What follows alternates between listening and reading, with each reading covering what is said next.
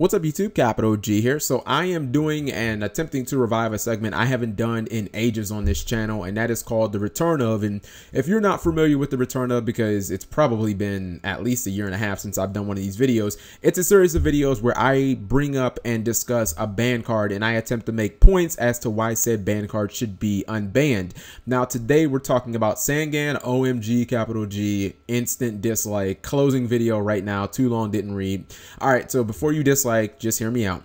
So quick history lesson for those of you who don't know, maybe you weren't playing back then. Sangan was banned on the March 2013 ban list. It was basically 2 full years ago, and I mean, at the time, I thought the banning was kind of random because if you look at the best deck in the game at that time, it was windups. In fact, this was the same exact list that pretty much like it put the dagger in windup's heart. Like Konami went after that deck hard. They banned Mighty. They limited windup magician on top of that. They were just like, we're just gonna get rid of that deck. That was when like the shock lock play was like really big and all of that good stuff. So it wasn't even like windups used Sangan. So hitting Sangan and banning it at that time, it wasn't even like a blow to windups at all. In fact, if you want to contextualize it, Sangan did most of its damage previously in Dino Rabbit. If you're not familiar with that, well, in Dino Rabbit, you could tutor Tour Guide from the Underworld and Rescue Rabbit, and I'm not even going to explain how explosive those plays are.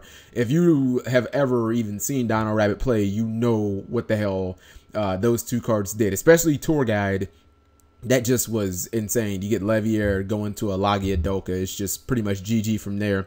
But if you think about that, Konami had already hit those two cards. The previous format, Konami semi-limited Tour Guide and Rescue Rabbit. So I mean, even though they did kind of do small checks against the Rescue Rabbit deck, they tried to curb the power a little bit. It would have actually made a lot more sense to just outright ban Sangan then, like at the same time, because Sangan just led to some really, really ridiculous plays.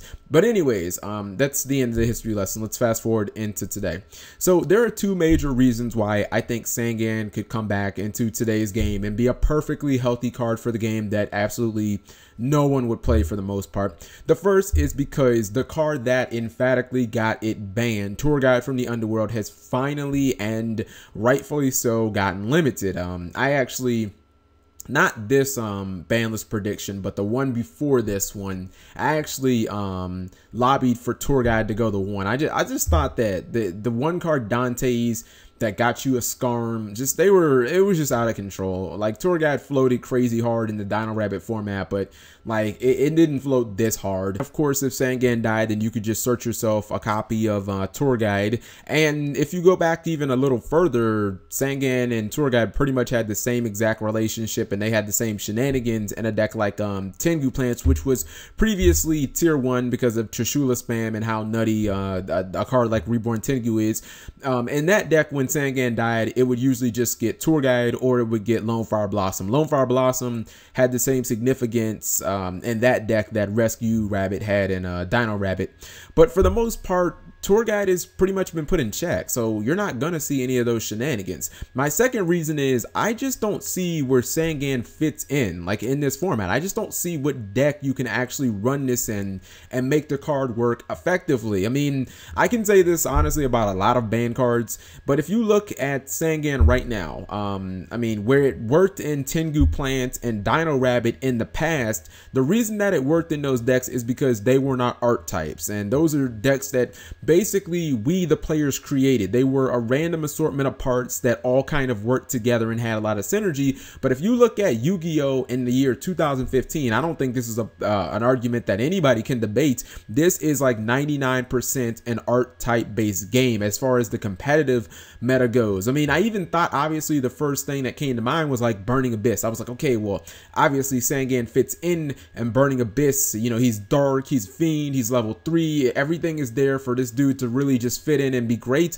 But it's like, if you're honest with yourself, what does Sangan do that Mathematician doesn't?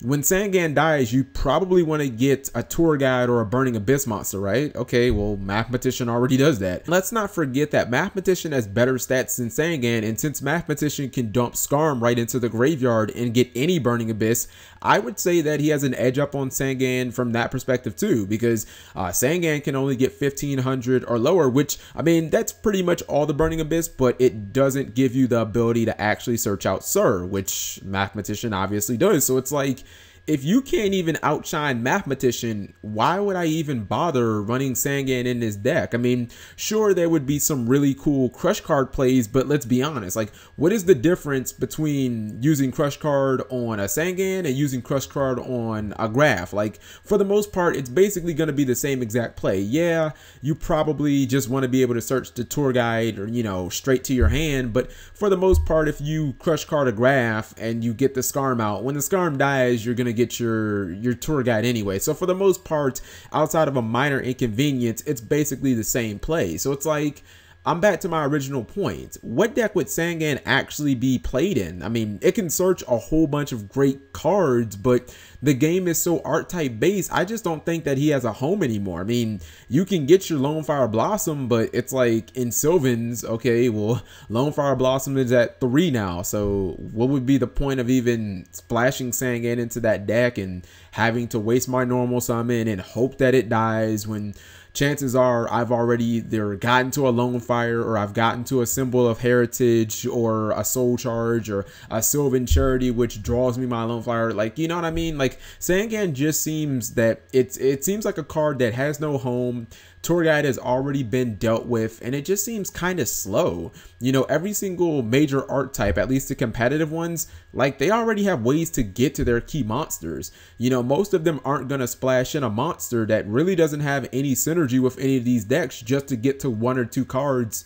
For the most part, it's not going to happen. So let me know what you guys think. I think that Sangan should definitely be back. I don't think it should be back at 3. I think it should be back at 1, because if you put Sangan at 3, then it literally becomes like an engine, because I think Sangan can search itself. It's just, it's never been relevant because, like, they limited the card within, I think, the first 1.5 years of Yu-Gi-Oh, or like the first 2 years. So it's never been relevant to know if Sangan can search itself. It's just something that's not going to happen. So anyways, thank you guys for watching as always. Subscribing makes life happy.